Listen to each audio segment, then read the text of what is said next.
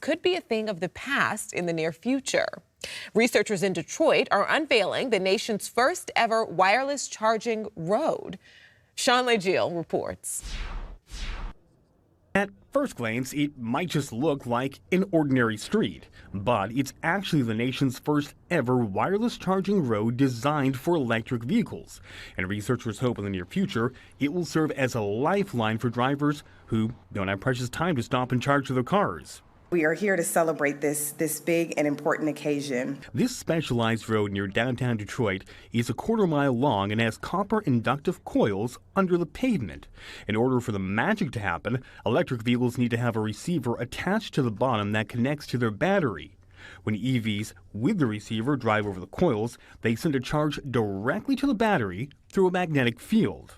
This will be revolutionary for electrifying vehicles and really being able to get the benefit to the max. The city is testing the technology so it can be perfected and made available to everyday drivers in a couple of years. The innovation could help ease charging anxiety, a fear some drivers have that their cars will run out of electricity before they can make it to a charger. How can we scale this up? How can this eventually be something that we use across the state of Michigan and the United States? But this development comes as a new survey from Consumer Reports finds some drivers say their electric vehicles are less reliable than traditional gas-powered cars. Survey data reveals EVs made between 2021 and 2023 ran into about 80% more problems than cars with internal combustion engines. Battery issues and troubles with charging systems were some of the major concerns. Sean Legiel, Fox News. Artificial intelligence may soon help lifeguards save lives at the beach. UC Santa Cruz researchers are working on AI tools to detect, monitor, and notify lifeguards of real-time rip tides or rip currents. Safety experts say 80% of ocean lifeguard interventions are because of rip tides, which could prove to be deadly.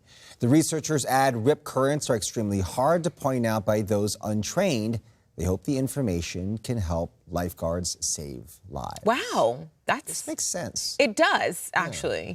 They just put, I would imagine you put buoys out there, and then it just senses the waves and the motion and the undercurrent, and they'll be able to know where the dangers are. You know, as much as there's so much stress when it comes to like AI and these advancements in technologies, there's stories like this. Remember the Alzheimer's story that we had a few weeks back, you guys? This is the positive aspect of AI.